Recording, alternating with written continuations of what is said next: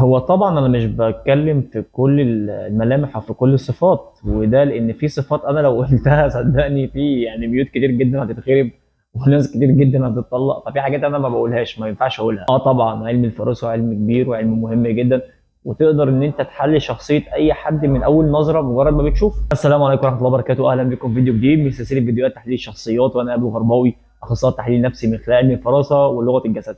وفي الفيديو ده بالتحديد هاكلمك عن أهم الملامح أو أهم الصفات اللي لو شُفتها في وجه الشخص اللي هترتبط بيه، أو حتى الشخص اللي أنت أو حضرتِك يعني ارتبطتوا أو اتجوزتوا، فمهم جدًا نعرف إزاي ممكن نتعامل معاه علشان ما نوصلش لمرحلة صعبة جدًا ويكون فيها انفصال لا قدر الله.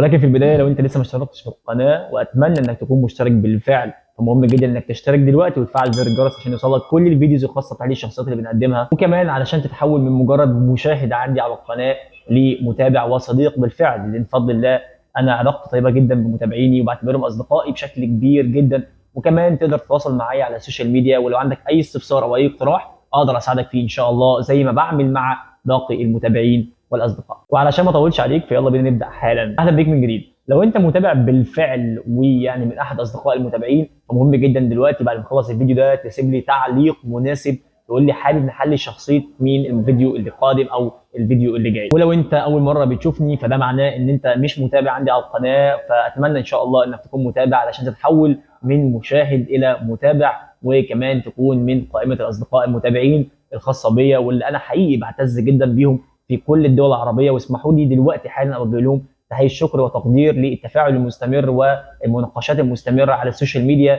دولة المغرب، دولة الجزائر، دولة الإمارات، دولة قطر، دولة المملكة العربية السعودية، وكتير جدًا الحقيقة من الدول العربية اللي أنا باعتز بيهم جدًا، وحقيقي باكون سعيد بكل تواصل وبكل يعني تفاعل عندي على القناة من الدول دي، فأنا باشكركم شكرًا جزيلًا وعام سعيد عليكم إن شاء الله. وأما يعني لو حضرتك ما كنتش من دول ولا من دول فأنت حقيقي أنا باعتز جدًا بمشاهدتك دلوقتي، وأتمنى إن شاء الله إن يكون ما بيننا تواصل بإذن الله. صفتين من السهل جدًا إن هم يدمروا أي شخص أو كمان يدمروا أي بيت، ولكن صديق المتابع الجميل مهم جدًا إنك ما تاخدش مني الكلام زي ما هو. الشكاك أو الحذر أو اللي عنده قلق من المستقبل بشكل كبير، كل دي صفات موجودة في شخص لديه بعض الملامح اللي إحنا هنتكلم فيها حالًا. كل ده بيبان من ملمح مهم جدًا ومن السهل جدًا لو أنت مبتدئ في علم الفراسة إنك تقدر تتعرف على الملمح ده بكل سهولة.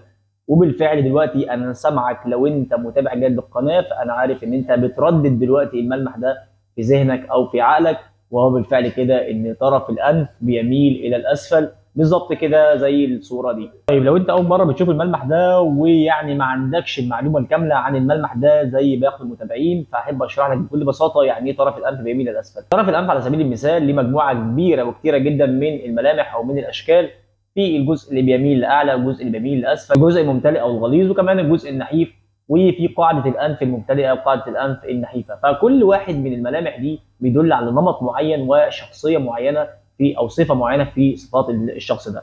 كمان دلوقتي مثلا زي الصوره دي على سبيل المثال هتلاقي ان في اكتر من شكل للانف او لطرف الانف، والنوع اللي احنا بنتكلم فيه دلوقتي هنا وهو طرف الانف بيميل للاسفل، وده معناه ان هو شخص شكاك جدا، شخص حذر جدا، عنده قلق تجاه المستقبل، شخص لديه مجموعه كبيره جدا من الاهداف ومجموعه كبيره جدا من الافكار، ولكن عنده مشكله كبيره في يعني جمع المعلومات ويعني احصاء المعلومات عن الموضوع اللي هو محتاج يعمله او محتاج يشتغل فيه.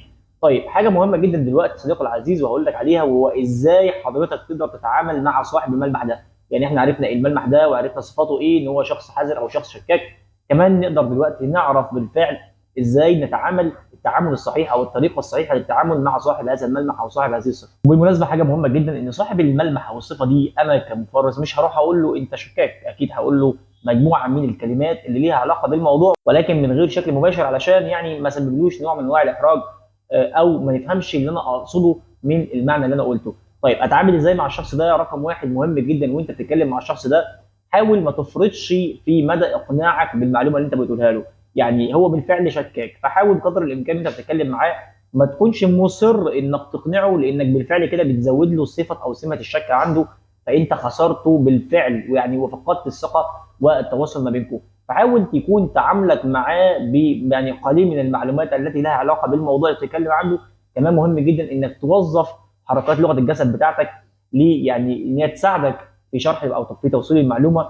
ومهم ان حركات لغه الجسد بتاعتك تكون حركات ايجابيه غير مفتعله، علشان برضو ما تخسرش او ما تكسرش التفاعل او الثقه او التواصل اللي ما بينك وما بين صاحب هذا الملمح. حاجه ثانيه مهمه في طريقه التعامل انك لازم تكون صريح جدا وانت بتتعامل مع الشخص ده. يعني حاول بقدر الامكان انك تعتقد انه بالفعل ممكن يكون بيختبرك او بيختبر مدى يعني ثقتك او مدى امانتك او مدى صراحتك. فحاول ما تكذبش على الشخص ده، وحاول تتكلم معاه بصراحه شديده جدا، علشان حتى بعد كده لو هو يعني اكتشف حقيقه الامر وكانت عنده المعلومه ان كلامك كان صحيح في البدايه، فصدقني انت هتكسب ثقته بشكل كبير جدا، وهيبطل او هيقلل، خلينا نكون واقعي اكتر، هو هيقلل شكه فيك او شكه في المعلومات اللي انت بتقولها له. حاجه كمان او الحاجه الثالثه في طريقه التعامل مع صاحب هذا الملمح، يعني كن لطيفا معه. يعني حاول انت تتكلم معاه بنوع من انواع اللطف ونوع من انواع الود. حاول ما تكونش شخص يعني مباشر معاه بشكل كبير، لان الشخص زي كده او صاحب هذا الملمح يعني بينزعج بشكل كبير لو حد او شخص ما يعني سبب له احراج قدام جمهور او قدام احد الاشخاص. فبالتالي هو كده هيفقد ثقته فيك تماما، وكمان هيكون عنده شك مستمر تجاهك او قلق مستمر تجاهك في اي موضوع ممكن يتكلم معاك فيه، او اي فكره هو عايز يقترحها ليك او ياخد رايك فيها. فحاول قدر الامكان تكون شخص لطيف، شخص ودود، تبعد عن كل البعد عن الحرج او الاحراج، او انك تحطه في موضع يكون يسبب ليه اي نوع من انواع الاحراج. اما الملمح الثاني واللي يعني مهم جدا انك تعرف كل تفاصيل خاصه بيه، واللي ليه علاقه كبيره جدا ب يعني مدى القدره على انفاق المال او ادخاره. يعني هل هو شخص عنده قدره يعني على توظيف الاموال وانفاق الاموال، ولا هو شخص يعني حريص يعني لا ينفق الاموال بسهوله. والصفه والملمح ده يا جماعه مهم جدا. بالله عليكم بلاش الموضوع انك تاخد مني الملمح زي ما هو وتروح تطبقه على يعني شريك حياتك او على صديقك او على والدك او على والدتك او اي شخص، وتقول بالفعل هو يعني الراجل قال في الفيديو كذا يبقى هو.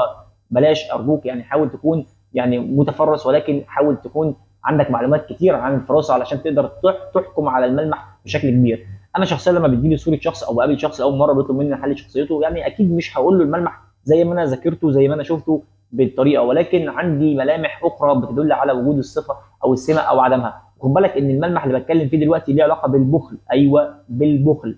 فلو انا على سبيل المثال قلت الملمح دلوقتي وانت عرفت ان الشخص زي كده بيكون شخص بخيل، ورحت قابلت مثلا شريك حياتك او شريكه حياتك ولقيت فيها الصفه دي، فهل ده معناه ان هو شخص بخيل؟ هل ده معناه ان انا يعني هعيش معاه في بخل؟ هل مش هيصرف عليا؟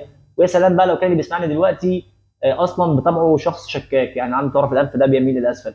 فتخيل بقى ان هو اصلا شكاك، وانا دلوقتي قلت له ملمح او صفه وهو بالفعل ممكن يكون شاكك فيها، فانا باكد له الشك بتاعه، فالدنيا بتبوظ. فالناس ترجع تقول ابو غرباوي بيبوظ علينا الدنيا وبيخرب.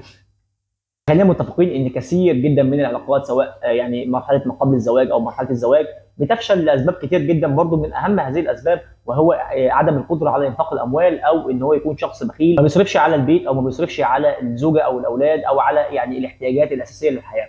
فصاحب الملمح ده او الصفه دي بكل بساطه، ويا جماعه نركز كويس جدا، انا مش بعمل لك اي نوع من انواع التشويق او الاثاره، ولكن ارجوكم نركز جدا في الصفه والملمح ده، وهي الشفه السفلى.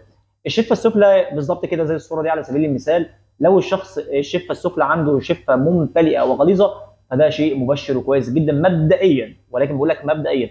وده ليه؟ لان الشخص زي كده عنده قدره انفاقيه عاليه، او يعني عنده قدره على توظيف الاموال بشكل كبير.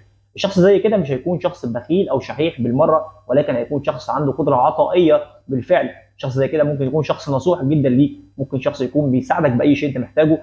كمان الشخص زي كده ممكن تستخدم ادواته ومفيش فيها مشكله. لو انت احتجت منه حاجه ممكن يديها لك على سبيل الاستعاره او السلف، او حتى انك تقتنيها منه وهو برضه ما عندوش مشكله في حاجه زي كده. هو ده شخص عطاء بطبعه. طيب لو كانت الملمح او الصفه مختلفه، بمعنى ان كانت الشفه السفلى دي نحيفه او رقيقه، فده معناه العكس تماما، ان هذا الشخص شخص يعني حريص جدا في انفاقه الاموال. كمان الشخص زي كده عنده قلق تجاه المستقبل بشكل كبير. على سبيل المثال الشخص زي كده لو سمع على سبيل المثال ان في نوع معين من انواع السلع هيغلى او سعره هيزيد، من الممكن بشكل كبير جدا ان هو يروح يشتري كميات كبيره جدا من السلعه او المنتج ده، علشان ما يصرفش بعد كده امواله في السلعه او في المنتج ده بسعر اعلى من كده. كمان الشخص زي كده بالمناسبه ممتلكاته ومقتنياته الشخصيه عنده ممنوع اللمس والاقتراب والتصوير. يعني حضرتك ما ينفعش تطلب منه حاجه لانه بالفعل مش هيديها لك، ولو اداها لك فبيكون دايما قلق على الحاجه دي وعنده قلق مستمر تجاهها. فهيبدا طول الوقت ان هو يسالك عليها، ايه الاخبار، الحاجه بتاعتي كويسه، حصل لها حاجه، ارجوك خلي بالك منها عشان هي غاليه جدا. فالشخص زي كده بيعتز جدا باشيائه وممتلكاته، وممتلكاته الشخصيه ممنوع اللمس والاقتراب والتصوير. ولكن صديقي العزيز مهم جدا كمان ان عشان اكد لك صفه البخل او الكرم في الشخص ده اربطها لك بملمح اخر، والملمح ده وهو صوان الاذن الخارجي.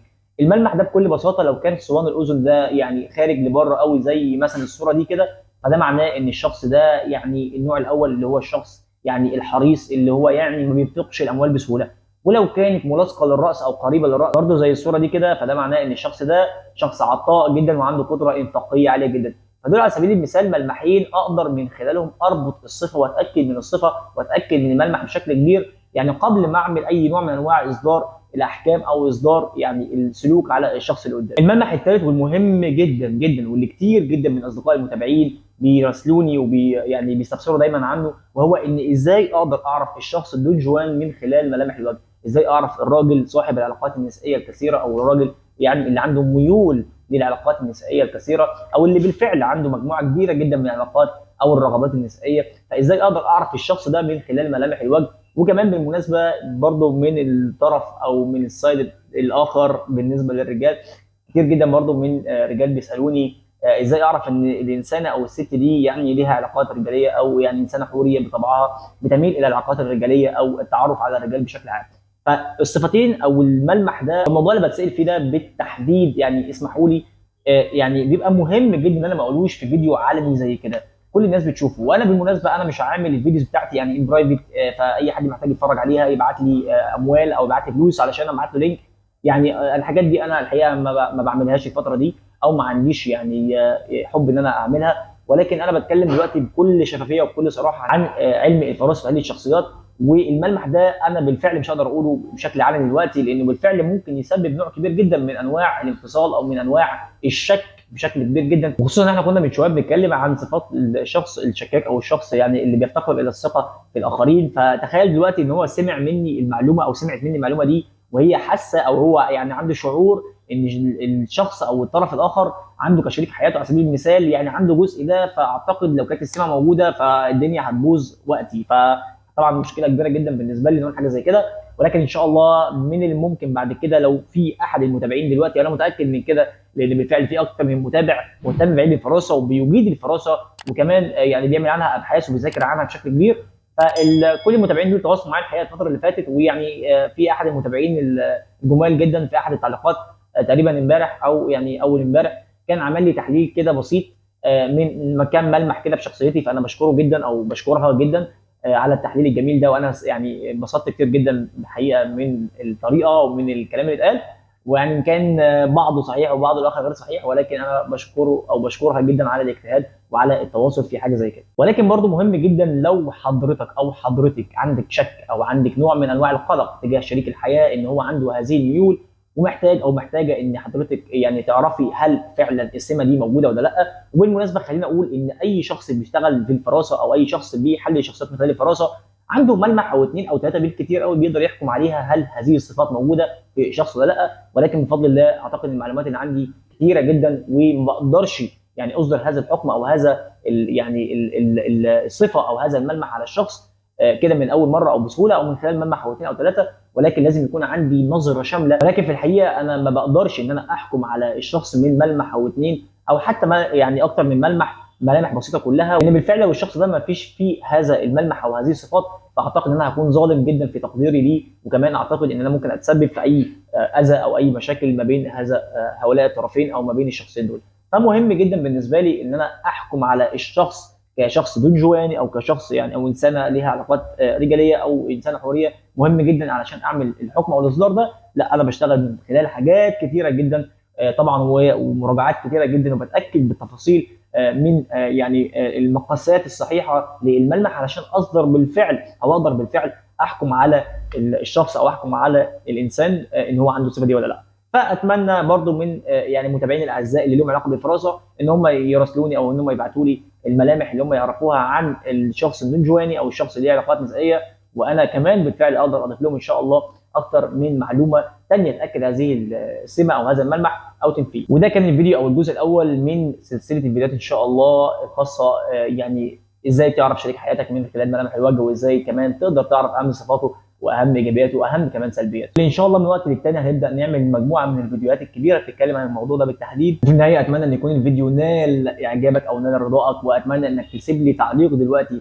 تكتب لي فيه حاجه تكون مفيده ليا او لاحد المتابعين. ولو انت اول مره بتشوفني فما تنساش تشترك بالقناه دلوقتي وتفعل زر الجرس عشان يوصلك كل الفيديوز اللي بقدمها في تحليل الشخصيات. اشوفكم في فيديو جديد والسلام عليكم.